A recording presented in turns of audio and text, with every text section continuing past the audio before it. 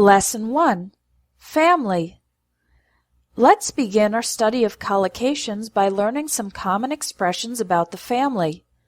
Your parents and siblings, brothers and sisters, are your immediate family, and your extended family includes all your relatives, uncles, cousins, great-aunts, etc. You can use a family tree to diagram the relationships among your family members. A person who is related to you by a long series of connections can be called a distant relative. If you're lucky, you have a loving family or a close-knit family. These expressions refer to a family that has good relationships, where everyone loves each other and helps each other. If you were raised in a loving family, then you probably had a carefree childhood. That means you had nothing to worry about when you were young. On the other hand, a family in which the relationships are bad or unhealthy can be called a dysfunctional family. If the children experience abuse, poverty, or problems with the law, we can say they had a troubled childhood. Perhaps the parents went through a bitter divorce. That means a separation in which there were bad or angry feelings between the husband and wife.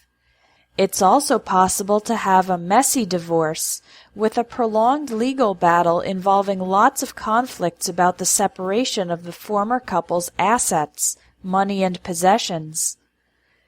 The decisions about the separation of assets are made in the divorce settlement. A family in which there are divorces or separations is sometimes called a broken home. Sometimes the mother and father fight over custody of the children. That refers to who has the primary responsibility of caring for the kids. A judge can grant joint custody.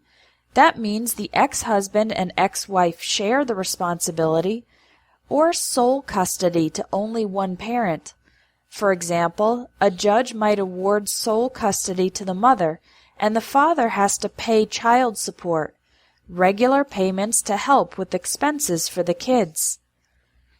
If it was a mutual divorce or separation, that means the ex-husband and ex-wife agreed to separate without fighting, then they will probably stay on good terms with each other, meaning to have a polite relationship without conflicts.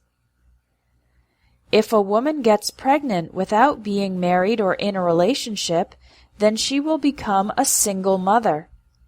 Some women in this situation choose to have an abortion, and others prefer to give the baby up for adoption. The time when the baby is planned to arrive is called the due date. You can also say the baby is due in mid-October, for example. After the woman has the baby, or gives birth to the baby is given to the adoptive parents, who will raise the child, or bring up the child, as if it was their own. Sometimes, when the adopted child is older, he or she tries to find their birth mother, biological mother. Lesson 2. Relationships. When you move to a new city, it can be hard to make friends. You'll probably have a number of casual acquaintances, people who you know on a basic level, but with whom you don't have a significant relationship.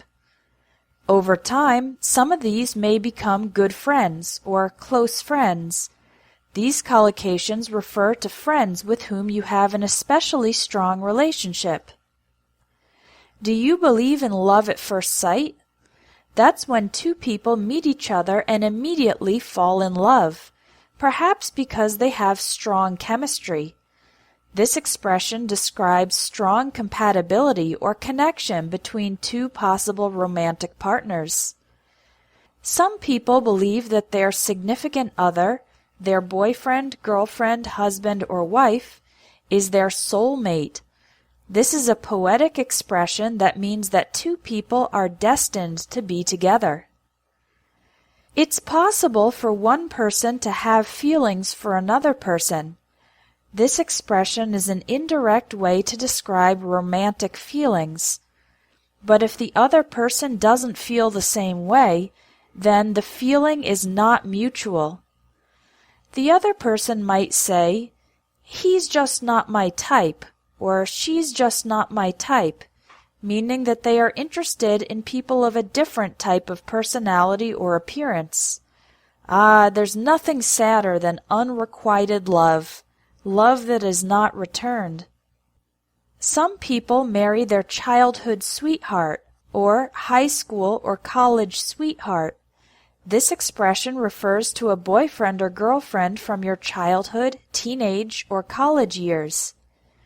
Other couples are introduced by a mutual friend, one friend that the two people have in common. When the couple is ready to make a commitment, the man proposes to the woman. He asks her to marry him. If the marriage is good, then we say the couple is happily married. Unfortunately, not all love stories have a happy ending. Sometimes a husband or wife has an affair. They have sex with a different person. We can also say that they are cheating on their husband or wife. The expression "have an affair" is typically used only for married couples, and the expression "cheating on" can be used for married couples or for boyfriends and girlfriends. Let's practice the pronunciation of all the collocations in this lesson. Listen and repeat. Make friends. Casual acquaintances.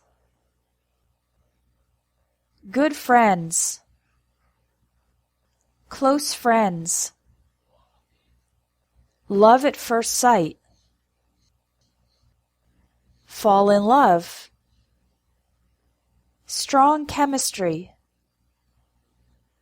Significant other. Soulmate. Have feelings for. The feeling is not mutual. He's just not my type. Unrequited love. Childhood sweetheart. High school sweetheart. College sweetheart. Mutual friend. Make a commitment. Proposes to the woman. Happily married. Has an affair. Cheating on their husband or wife.